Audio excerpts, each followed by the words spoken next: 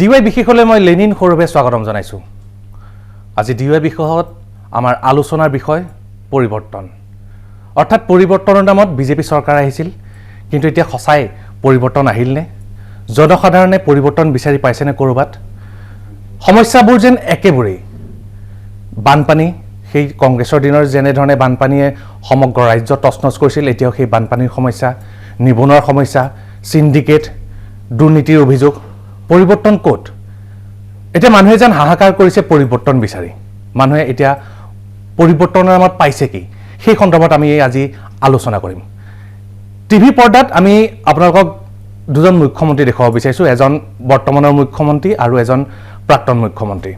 সোঁফালে এয়া বৰ্তমানৰ মুখ্যমন্ত্ৰী সৰ্বানন্দ সোণোৱাল, আৰু বাওঁফালে যদি চাই, বাওঁফালে এয়া তেতিয়াৰ পূৰ্বৰ কংগ্ৰেছৰ মুখ্যমন্ত্ৰী তৰুণ গগৈ। তৰুণ গগৈ 15টা বছৰ শাসন কৰিছিল, আৰু সেই 15টা বছৰ শাসন কৰাৰ পিছত পৰিৱৰ্তনৰ নামত সৰ্বানন্দ সোণোৱালৰ চৰকাৰ আহিল, আৰু বৰ্তমান এতিয়া মানুহে পৰিৱৰ্তন বিচাৰি আছে।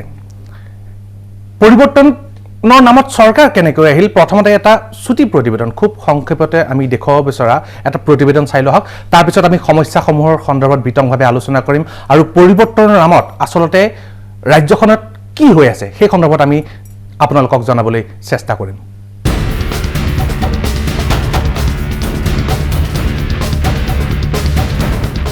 সময় সলনি হয়, সময়ৰ লগে লগে সলনি হয় ৰাজনৈতিক প্ৰেক্ষাপট, সলনি হয় চৰকাৰ, সলনি হয় শাসক, কিন্তু সলনি নহয় সমস্যা। সমস্যাবোৰ ইছ্যু হৈ ৰয়। চন 2001 প্ৰফুল্ল কুমাৰ মহন্তৰ অগপ চৰকাৰ ওপৰাই শাসনলৈ আহিল তৰুণ গগৈ নেতৃত্বাধীন কংগ্ৰেছ চৰকাৰ। একেৰাহে 15 বছৰ শাসন চলিল তৰুণ গগৈ চৰকাৰৰ। 2001 চনৰ পৰা তৰুণ গগৈ চৰকাৰৰ প্ৰতি ভোটাৰৰ বাঢ়িল অগাধ বিশ্বাস। প্ৰতি বছৰে বাঢ়ি গ'ল তৰুণ গগৈৰ ভোটৰ হাৰ। কিন্তু 15 বছৰৰ পিছত ভোটাৰৰ মোহভংগ হ'ল তৰুণ গগৈৰ প্ৰতি। ভোটাৰে পৰিৱৰ্তন বিচাৰিলে, সকলোৱে বিশ্বাস কৰিলে এইবাৰ সকলোৰে আনন্দ সৰ্বানন্দ। 2016 চনত মুখ্যমন্ত্ৰীৰ আসনত বহিল সৰ্বানন্দ সোণোৱাল। শাসন আৰম্ভ হ'ল বিজেপি চৰকাৰৰ। কিন্তু সকলোৰে জীৱনলৈ আহিলনে আনন্দ? পৰিৱৰ্তন আহিলনে? পৰিৱৰ্তনৰ নামত চৰকাৰ আহিল, সৰ্বানন্দ সোণোৱাল মুখ্যমন্ত্ৰী হ'ল, আৰু এই সময়ত এজন বিশেষ ৰাজনীতিকৰ বিষয়ে আমি কিছু আলোকপাত কৰিব বিচাৰিছোঁ, কিছু সেই ৰাজনীতিকজনৰ বিষয়ে আমি আপোনালোকক অৱগত কৰিব বিচাৰিছোঁ। আৰু সেই ৰাজনীতিকজনৰ বিষয়ে যদি আমি এই পৰিৱৰ্তনৰ নামত আমি যি এক বিশেষ অনুষ্ঠানৰ আয়োজন কৰিছোঁ, সেই ৰাজনীতিকজনৰ বিষয়ে যদি আমি বিশেষভাৱে আলোকপাত নকৰোঁ, তেতিয়াহ'লে হয়তো এই গোটেই অনুষ্ঠানটোৱে আধৰুৱা হৈ ৰ'ব। টিভি পৰ্দাত আমি পুনৰ এজন ৰাজনীতিকক দেখুৱাব বিচাৰিছোঁ। মোৰ সোঁফালে এয়া বিজেপিৰ হিমন্ত বিশ্ব শৰ্মা। আপোনালোকে দেখা পাইছে, এয়া বিজেপিৰ হিমন্ত বিশ্ব শৰ্মা। আৰু বাওঁফালে যদি চাই, বাওঁফালে এয়া কংগ্ৰেছৰ দিনৰ তাহানিৰ সেই তৰুণ গগৈ কংগ্ৰেছ চৰকাৰৰ হিমন্ত বিশ্ব শৰ্মা। আৰু দুইজন হিমন্ত বিশ্ব শৰ্মাক আপোনালোকে যদি মন কৰে, পৰিৱৰ্তন কি দেখা পাইছে?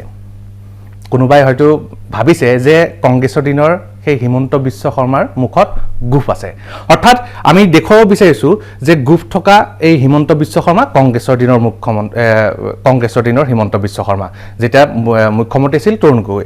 আৰু গোফ নথকা এয়া হিমন্ত বিশ্ব শৰ্মা বিজেপিৰ হিমন্ত বিশ্ব শৰ্মা। আৰু আমি গোফ থকা হিমন্ত বিশ্ব শৰ্মাক কিহৰ কাৰণে দেখুৱাইছোঁ? যে সেই সময়ত যেতিয়া খুব প্ৰভাৱশালী হিমন্ত বিশ্ব শৰ্মা আছিল, তেতিয়া হিমন্ত বিশ্ব শৰ্মা দেখাত এনেকৈ আছিল, আৰু বৰ্তমান এয়া হিমন্ত বিশ্ব শৰ্মা। কিন্তু সেই তাহানিৰ হিমন্ত বিশ্ব শৰ্মা আৰু এতিয়াৰ হিমন্ত বিশ্ব শৰ্মাৰ মাজত পৰিৱৰ্তন কি হৈছে? সঁচাই পৰিৱৰ্তন হৈছেনে? যদি হিমন্ত বিশ্ব শৰ্মাৰ মাজত কিবা পৰিৱৰ্তন হৈছে, সেই পৰিৱৰ্তন আচলতে কি? কেৱল নীতি আৰু আদৰ্শৰ পৰিৱৰ্তনেই নেকি? আৰু সেই নীতি আৰু আদৰ্শৰ পৰিৱৰ্তনেই সাধাৰণ জনতাৰ কিবা উন্নতি সাধন কৰিছেনে? হিমন্ত বিশ্ব শৰ্মাৰ পৰিৱৰ্তন সন্দৰ্ভত এক বিশেষ প্ৰতিবেদন চাই লওঁ আহক। প্ৰথমেই ফ্লেশ্ববেক। ৰাজ্যত কংগ্ৰেছ চৰকাৰ, মুখ্যমন্ত্ৰী তৰুণ গগৈ, প্ৰভাৱশালী মন্ত্ৰী হিমন্ত বিশ্ব শৰ্মা। তৰুণ গগৈ চৰকাৰ যেতিয়াই বিপদৰ সন্মুখীন হয়, তেতিয়াই ঢালৰ দৰে সন্মুখত থিয় হৈ বিপদৰ মুখামুখি হয় মন্ত্ৰী হিমন্ত বিশ্ব শৰ্মা।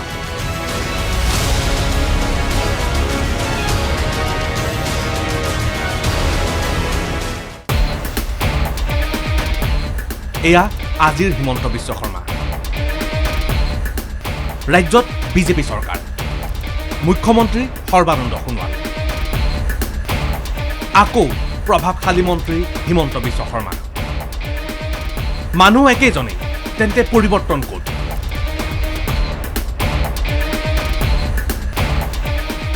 পৰিৱৰ্তন দলত।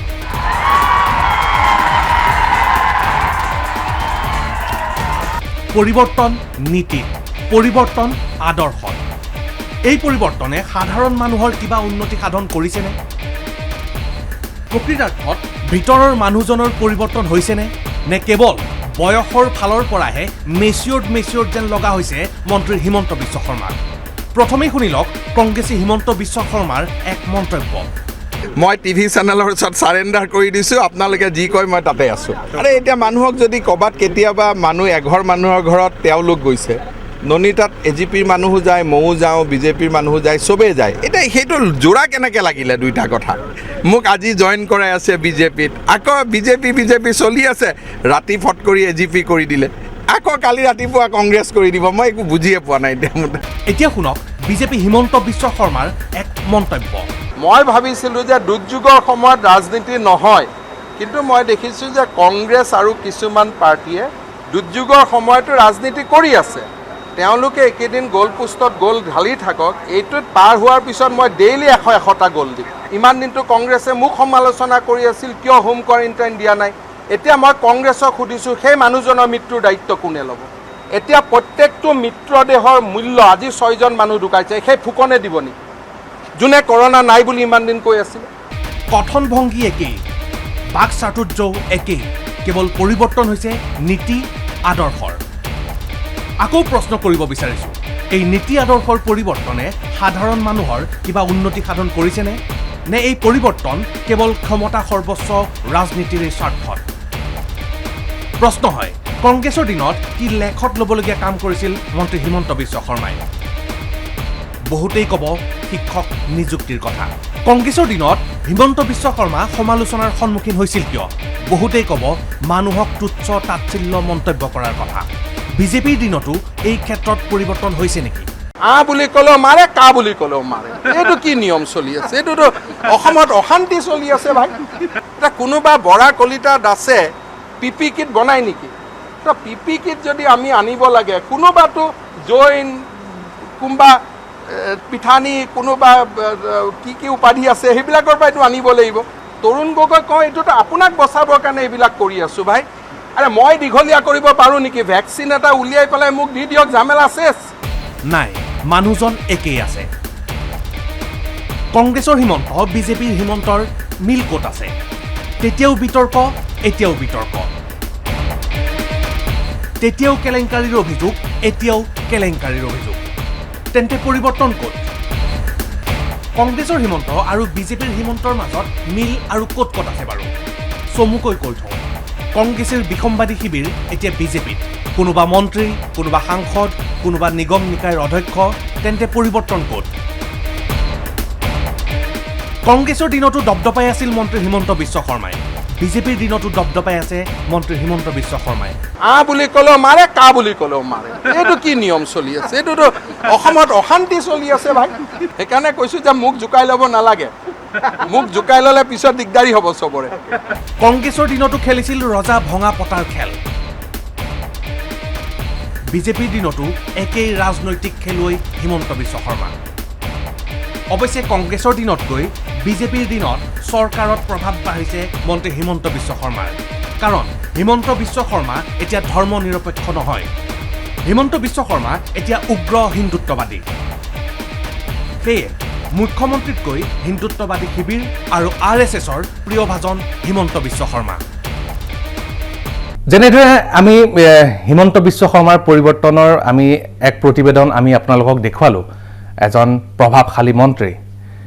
আৰু এই প্ৰভাৱশালী মন্ত্ৰীজনে কংগ্ৰেছৰ দিনত যেতিয়াই চৰকাৰ প্ৰত্যাহ্বানৰ সন্মুখীন হৈছিল তেতিয়া হিমন্ত বিশ্ব শৰ্মাই সেই প্ৰত্যাহ্বানৰ সৈতে মোকাবিলা কৰিছিল সন্মুখৰ পৰা আৰু ঠিক একেদৰে এতিয়া বৰ্তমানো বিজেপিৰ এই হিমন্ত বিশ্ব শৰ্মায়ো একেধৰণে সেই প্ৰত্যাহ্বান মোকাবিলা কৰি আছে একমাত্ৰ হিমন্ত বিশ্ব শৰ্মাই কংগ্ৰেছৰ যেনে হিমন্ত বিশ্ব শৰ্মা এটা বিজেপিৰো হিমন্ত বিশ্ব শৰ্মা যেন বিশেষ পাৰ্থক্য নাই একেই প্ৰভাৱশালী একেই দপদপনি ঠিক একেধৰণে এজন বিশেষ ব্যক্তিৰ বিষয়ে আমি এইখিনিতে আলোচনা কৰিব বিচাৰিছোঁ যেটো এই ব্যক্তিজনৰ বিষয়ে যদি আমি আলোচনা নকৰোঁ তেতিয়া হ'লেও এই পৰিৱৰ্তন সন্দৰ্ভত আমাৰ এই যি বিশেষ অনুষ্ঠান সেই বিশেষ অনুষ্ঠান হয়তো আধৰুৱা হৈ ৰ'ব ইতিমধ্যে গম পাইছে যে অখিল গগৈ এতিয়া কাৰাৰুদ্ধ কৰোনাত আক্ৰান্ত কংগ্ৰেছৰ দিনতো অখিল গগৈ সেই প্ৰতিবাদী অখিল গগৈ আৰু বিজেপিৰ দিনতো পৰিৱৰ্তনৰ নামত চৰকাৰ গঠন কৰা বিজেপিৰ দিনতো সেই একেই প্ৰতিবাদী আপোচবিহীন অখিল গগৈক লৈ কিন্তু পৰিৱৰ্তন হৈছে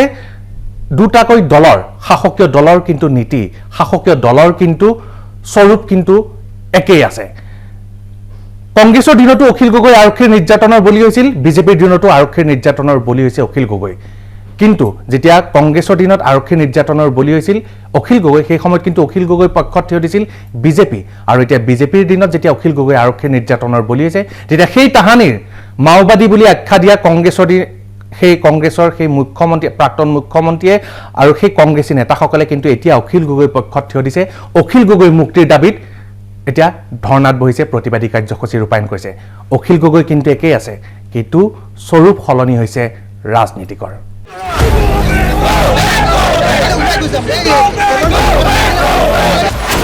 প্ৰতিবাদী অখিল আপুনি নাজানে যে পিয়াজ কেতিয়া আহিব আপুনি নাজানে যে পিয়াজ কেতিয়া আনিব পাৰিব শোষণ বিৰোধী অখিল আপোচবিহীন অখিল ৰাজ্যত তেতিয়া চলি আছিল তৰুণ গগৈ নেতৃত্বাধীন কংগ্ৰেছ চৰকাৰ দুৰ্বল আছিল বিৰোধী সাধাৰণ জনতাৰ হৈ মাত মাতিবলৈ নাছিল শক্তিশালী কণ্ঠ তেনে সময়তে তৰুণ গগৈ চৰকাৰৰ চকুৰ কুটা দাঁতৰ ফুল হৈ পৰিল কৃষক নেতা অখিল গগৈ তৰুণ গগৈ এনেকৈ আমাক গ্ৰেপ্তাৰ কৰিছে আমাৰ মহিলাৰ ওপৰত অত্যাচাৰ নমাই আনিছে ৰাজ্যত তেতিয়া তীব্ৰতৰ হৈ উঠিছিল ভূমি অধিকাৰ আন্দোলন আৰু বৃহৎ নদীবান্ধ বিৰোধী আন্দোলন এই আন্দোলনক ৰাজ্যৰ বিভিন্ন প্ৰান্তলৈ লৈ গৈছিল অখিল গগৈ আন্দোলন অধিক তীব্ৰতৰ হৈ উঠিছিল কংগ্ৰেছ চৰকাৰৰ পৰম শত্ৰু হৈ পৰিছিল অখিল গগৈ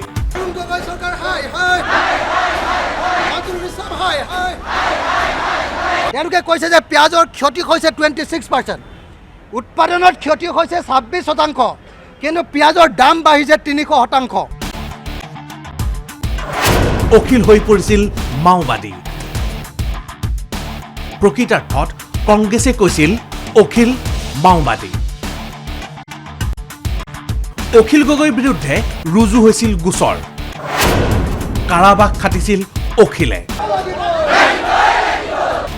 নিশা ঘৰত শুই থকা অৱস্থাটো তৰুণ গগৈৰ আৰক্ষীয়ে চুচুৰাই আনিছিল অখিল গগৈক কংগ্ৰেছৰ দিনত আৰক্ষীৰ নিৰ্যাতনৰ বলি হৈছিল অখিল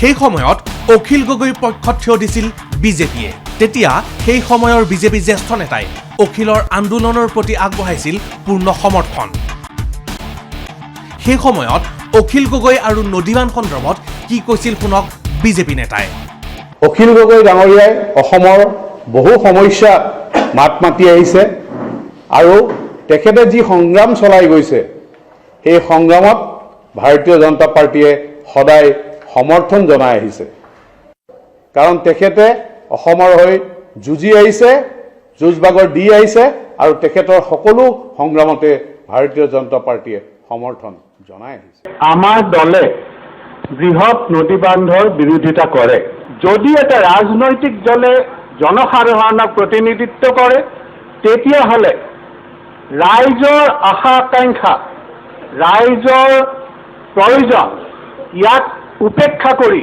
কোনো ৰাজনৈতিক দল জীয়াই থকাত ৰাজনৈতিক দলে তেখেতসকলৰ কাৰ্য কৰি যোৱাৰ তেখেতসকলৰ অধিকাৰ নাই আৰু সেই কথাটোক আমি জানো সেই কথাটোক আমি স্বীকাৰ কৰোঁ আৰু সেইবাবে জনসাধাৰণৰ স্বাৰ্থ বিৰোধী এই বৃহৎ নদী বান্ধৰ আমি বিৰোধিতা কৰোঁ 2016 চন আহিল পৰিৱৰ্তন। সলনি হ'ল চৰকাৰ। পৰিৱৰ্তনৰ নামত চৰকাৰ গঠন কৰা বিজেপি নেতাৰো পৰিৱৰ্তন হ'ল মন। অখিল গগৈ সন্দৰ্ভতো সলনি হ'ল স্থিতি।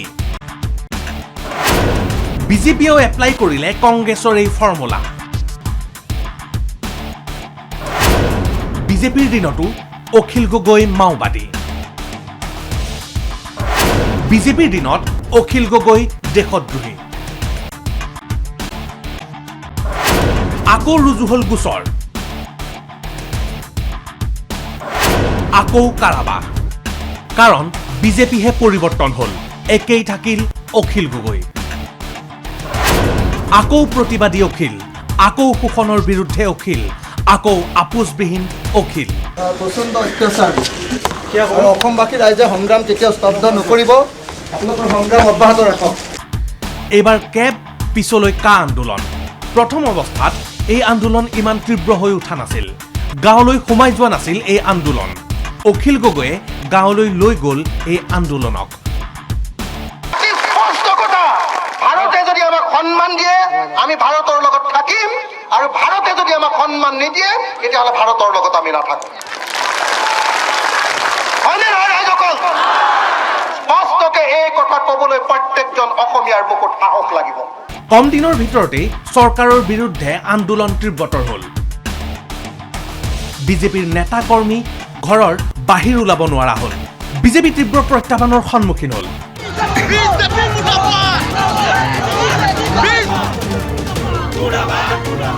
আকৌ চৰকাৰৰ আক্ৰমণৰ লক্ষ্য হৈ পৰিল অখিল গগৈ। এটাৰ পিছত এটাকৈ গোচৰ অখিলৰ বিৰুদ্ধে। 200তকৈও অধিক দিন পাৰ কৰিলে কাৰাগাৰত অখিল গগৈয়ে। বৰ্তমান কৰোণাত আক্ৰান্ত অখিল গগৈ। এতিয়া সেই তৰুণ গগৈয়ে মাত মাতিছে অখিল গগৈৰ হকে। অখিল গগৈ মুক্তিৰ দাবী তৰুণ গগৈ। অখিল গগৈৰ মুক্তিৰ দাবীত ধৰ্ণাত বহিছে কংগ্ৰেছ। আকৌ পূৰ্বৰ বিজেপিৰ দৰেই এতিয়াৰ কংগ্ৰেছে অখিলক লৈ কৰিছে ৰাজনীতি। অৰ্থাৎ অখিলক লৈ পৰিৱৰ্তন হৈছে ৰাজনীতিকৰ স্বৰূপ, কিন্তু পৰিৱৰ্তন হোৱা নাই অখিল গগৈ। শৰাইঘাটৰ যুদ্ধ বুলি কৈ আচলতে সকলোৱে তৰুণ গগৈ, সৰ্বানন্দ সোণোৱাল, হিমন্ত বিশ্ব শৰ্মা সকলোৱে আচলতে অসমীয়া জাতিটোক আচলতে অপমান কৰিছে। কংগ্ৰেছ আহিলেও দুৰ্নীতি কৰিব, বিজেপি আহিলেও দুৰ্নীতি কৰিব। অৰ্থাৎ চৰকাৰ সলনি হৈছে, চৰকাৰত শাসকীয় দল হিচাপে বেলেগ এটা দল প্ৰতিষ্ঠিত হৈছে, কিন্তু নীতি সেই চৰকাৰী নীতি কিন্তু একেই আছে। পৰিৱৰ্তনৰ নামত দল এটাহে শাসকীয় দল হিচাপে প্ৰতিষ্ঠিত হৈছে, বাকী কিন্তু পৰিৱৰ্তন যেন একো হোৱা নাই। এইখিনিতে সময় হৈছে এক চমু বাণিজ্যিক বিৰতি লোৱাৰ, আৰু বিৰতিৰ পিছত আমি কিছু এনেধৰণৰ বিষয় আপোনালোকৰ আগত আমি দাঙি ধৰিম, যিকেইটা বিষয় হয়তো আপোনালোকে চোৱাৰ পিছত হয়তো আপোনালোকে অনুমান কৰিব পাৰিব যে প্ৰকৃতাৰ্থত পৰিৱৰ্তনৰ নামত একোৱেই সলনি হোৱা নাই, সলনি হৈছে কেৱল শাসকীয় দল। উভতি আহিম বিৰতিৰ পিছত।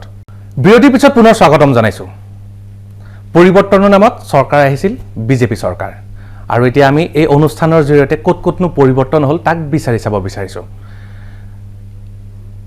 মুখ্যমন্ত্ৰী সৰ্বানন্দ সোণোৱালে এটা কথা কৈছিল যে দুৰ্নীতি চিণ্ডিকেটৰ বিৰুদ্ধে শূন্য সহনশীল হোৱাৰ কথা কৈছিল, কিন্তু প্ৰকৃতাৰ্থত পৰিৱৰ্তনৰ নামত চৰকাৰ গঠন কৰা বিজেপি চৰকাৰ এতিয়া চিণ্ডিকেটৰ বিৰুদ্ধে শূন্য সহনশীল হয়নে?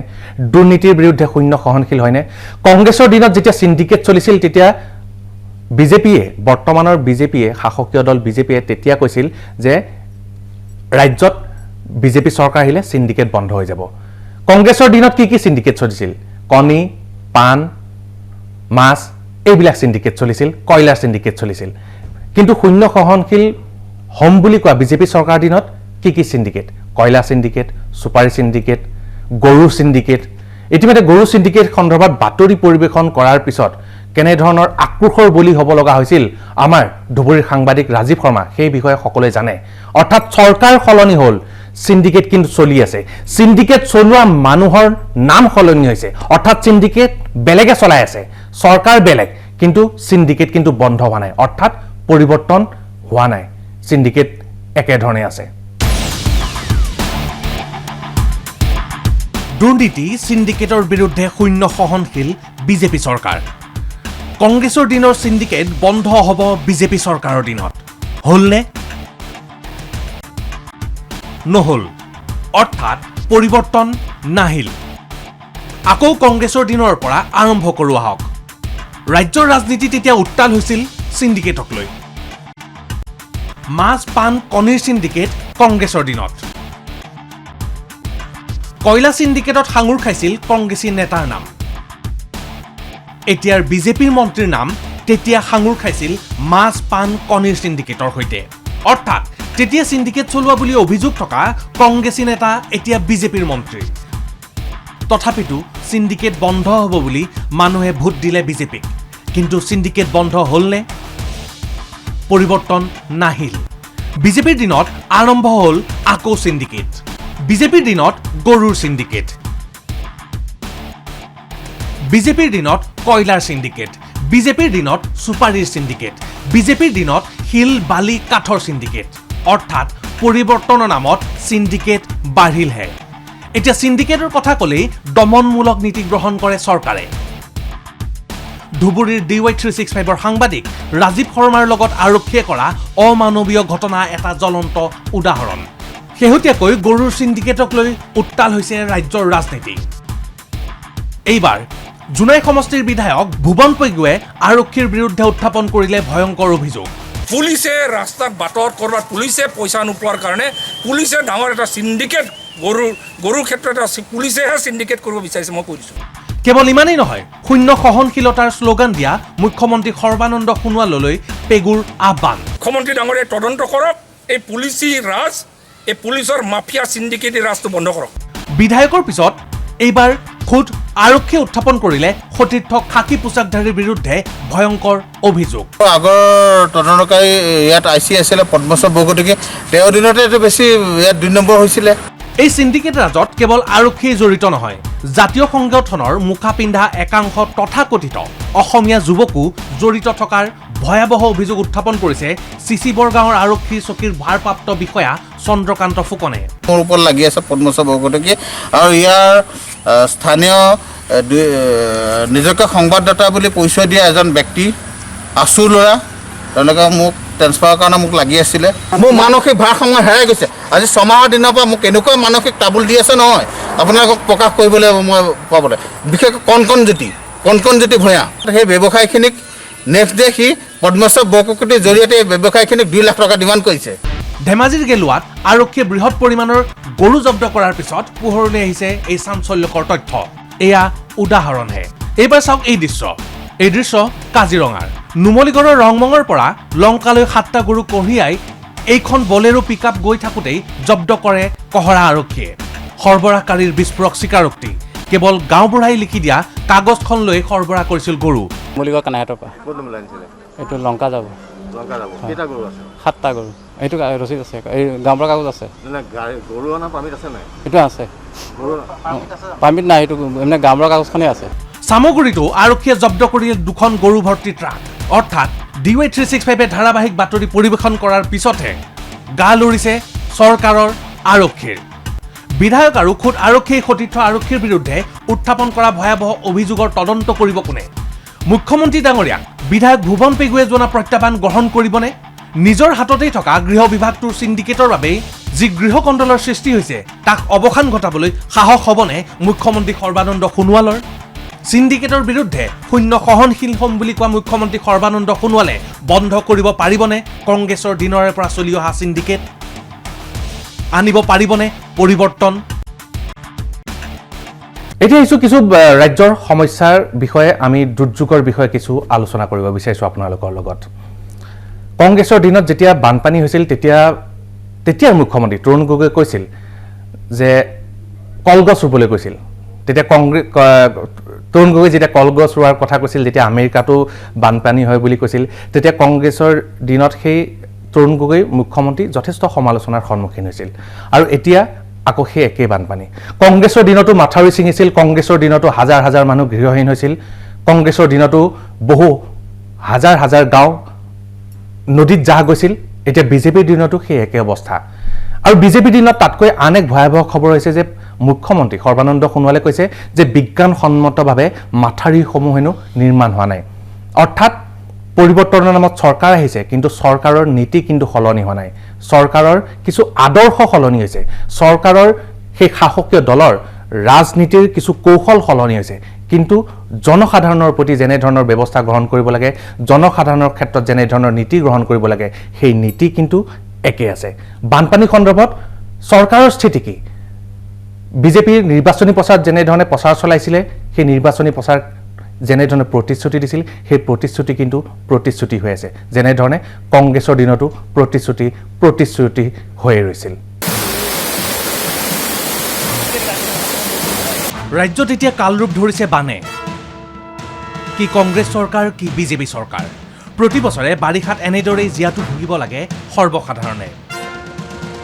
কোনো এখন চৰকাৰে যথোচিত ব্যৱস্থা লোৱা নাই বান পৰিস্থিতি নিয়ন্ত্ৰণৰ বাবে। আহক আকৌ কংগ্ৰেছ চৰকাৰৰ দিনলৈ যাওঁ।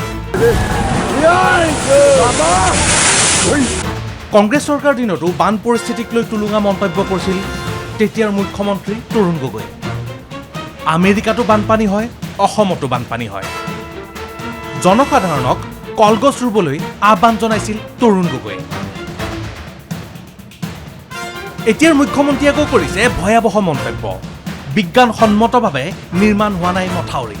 এইবিলাক এগ্ৰিকালচাৰ ডিপাৰ্টমেণ্টে বা DRDA বনাইছে, হয়নে, বা কোনোবা ছইল কনজাৰ্ভেশ্যনে বনাইছে, তেখেতসকলে কিন্তু ৱাটাৰ ৰিচোৰ্চৰ ইঞ্জিনিয়াৰৰ লগত আলাপ আলোচনা কৰি সেই বান্ধটো বিজ্ঞানসন্মতভাৱে বনাব লাগিব।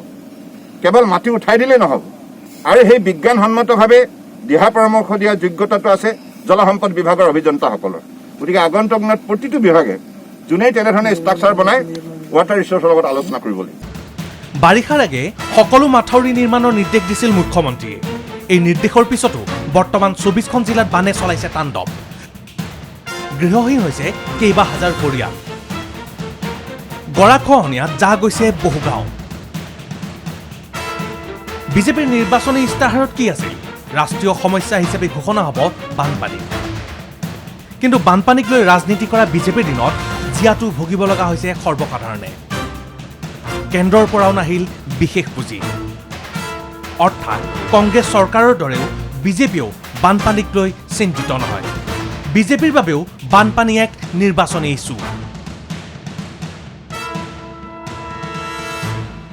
ইয়াৰ মাজতে মুখ্যমন্ত্ৰী আৰু বিত্তমন্ত্ৰী বানপানী চাবলৈ কাজিৰঙালৈ গৈছিল। এই ক্ষেত্ৰতো কাজিৰঙাত গৈ মুখ্যমন্ত্ৰী আৰু বিত্তমন্ত্ৰীয়ে প্ৰমোদ ভ্ৰমণ কৰা বুলিহে অভিযোগ উঠিছে। এতিয়া আহোঁ আন এক ৰাজনৈতিক ইছ্যুলৈ। জৰাজীৰ্ণ পথ।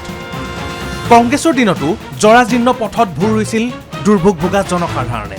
আনহাতে এতিয়া বিজেপিৰ দিনতো জৰাজীৰ্ণ পথত ভুই ৰুইছে সৰ্বসাধাৰণে।